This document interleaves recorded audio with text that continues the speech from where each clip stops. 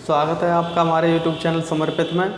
आज की जो क्लास है वो सरलीकरण से है। सरलीकरण से लगातार हम कुछ महत्वपूर्ण प्रश्नों पे वीडियो बना रहे हैं और बहुत ही जो कि आपको परीक्षा में उपयोगी होंगे। तो आज का जो क्वेश्चन है वो क्वेश्चन कहता है,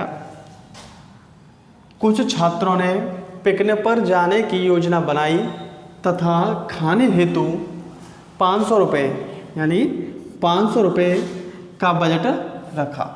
इनमें से कुछ छात्र पिकनिक पर ना जाने के कारण खर्च पर 5 रुपये प्रति छात्र की वृद्धि हो गई। तो पिकनिक पर कितने छात्र गए?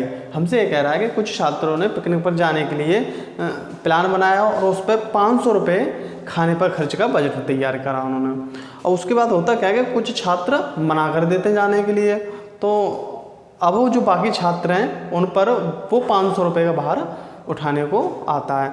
तो उस हिसाब से क्या होता है कि प्रति छात्र 5 रुपये की वृद्धि हो जाती है।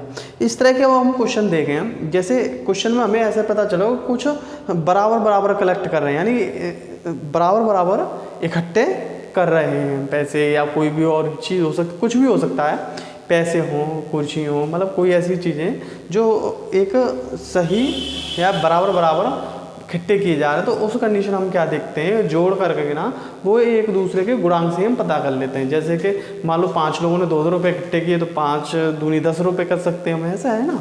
तो वैसे ही हम इसको समझेंगे। तो हमने क्या समझा कि 500 रुपये चाहे पहले वाले हों चाहे अभी वाले हों, करने तो उन्हें 500 रुपये इकट्ठे हैं, लेकिन वो इकट्ठे बराबर कर रहे हैं। इस वजह से क्या हुआ कि वो उनके गुणांक में इकट्ठे हों। तो अब हम क्या करते हैं, इस तरह की संख्या क्या कर लेते हैं, हम गुणाखंड कर लेते हैं। तो 250 बार, फिर 2 से काटेंगे 125, फिर 5 से कटेगा 25, फिर 5 से कटेगा 5 और फिर 5 से कटेगा 1। अब इसके 2 एक ऐसी संख्या बनानी होती हैं जिसके जो अंतर है वो आ जाए, ठीक है। तो 2 संख्या हमने बनाई, 5 चौका 20 और 5 25, 5 चौका 20 5 25 यानी कि 25। अब समझो, पहले मान लो 25 छात्र जा रहे थे तब 20-20 रुपये दे रहे थे, ठीक है।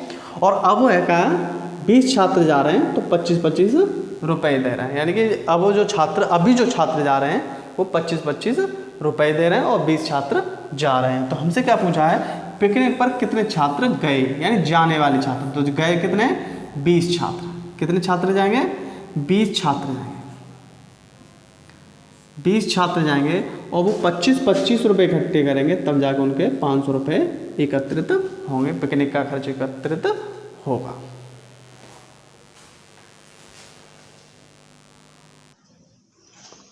चलिए क्वेश्चन नंबर 2 को देखते हैं। क्वेश्चन नंबर 2 क्या कहता है, क्वेश्चन नंबर 2 कहता है, एक कक्षा में 60 विद्यार्थी हैं, प्रत्येक लड़के से उतने ही रुपए लिए जाते हैं जितने की लड़कियां हैं, तथा लड़कियों से उतने ही रुपए लिए जाते हैं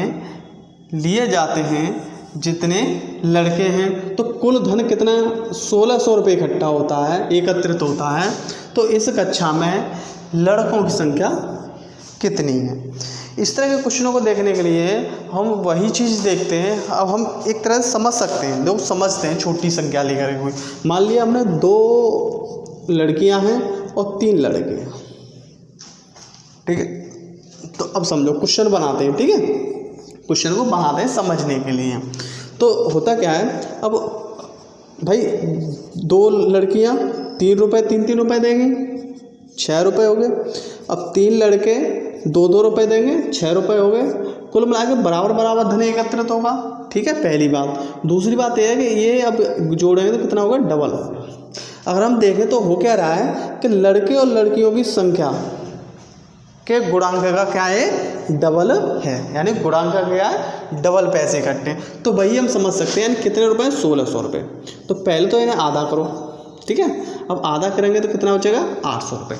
अब ये 800 क्या है, 800 है लड़का तथा लड़कियों के गुणा, लड़का तथा लड़कियों का गुणा, संख्याओं का गुणा है, ठीक है। तो इसके गुणनखंड कर लो।